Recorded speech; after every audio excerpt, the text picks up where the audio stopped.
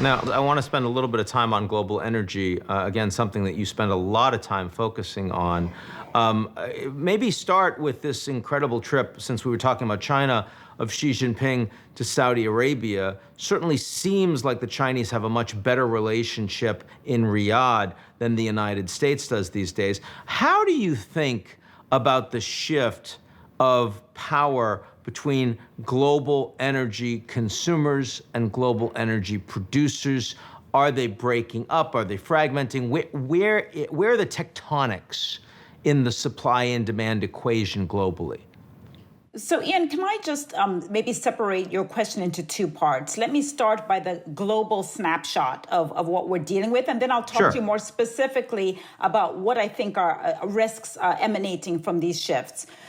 From a snapshot point of view, we are globally consuming about 100 million barrels of oil every day, 100 million. That is an enormous amount to fill. And we've seen this, and this is why the energy price has been so volatile, but also extremely high. But there's also a broader understanding that we need an energy transition. I've never met anybody who disputes that, but maybe my friend group is narrow. So there have been some massive shift as we have signaled, both in public policy, but also in investment terms, that people do not like the traditional energy sector. Your point here is that we know that we need to transition to post-carbon.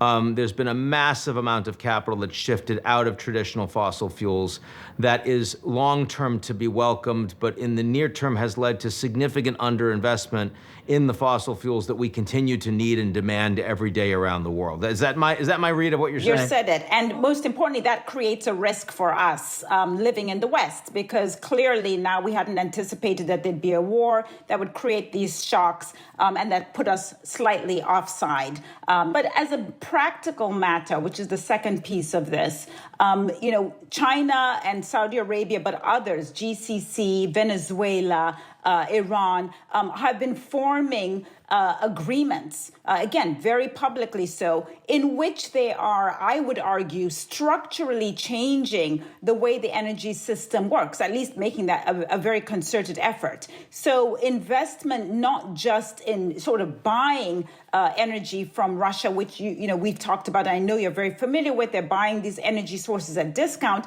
but more than that, they are replacing, I would argue, and this is a risk for the West, they're replacing the refinement, a lot of the sort of second order aspects of the energy sector by investing in some of these other states. We need to consume 100 million barrels. And unfortunately, the combination of Russia, Iran, and Venezuela is about 40% of the energy that's produced in the world. And as we know, we're not exactly friends with any of them.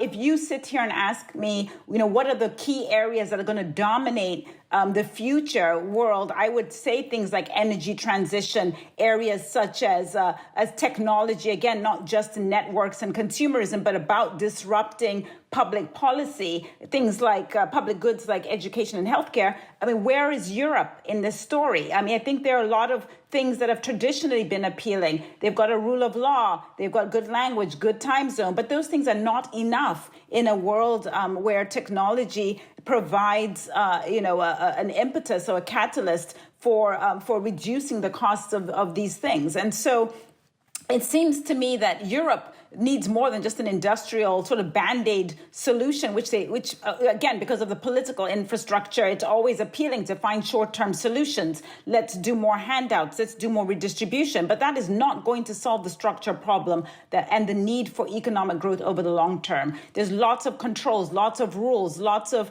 aspects that create that stranglehold, the bureaucracy. But actually, that is not driving the innovation and investment that's going to be needed.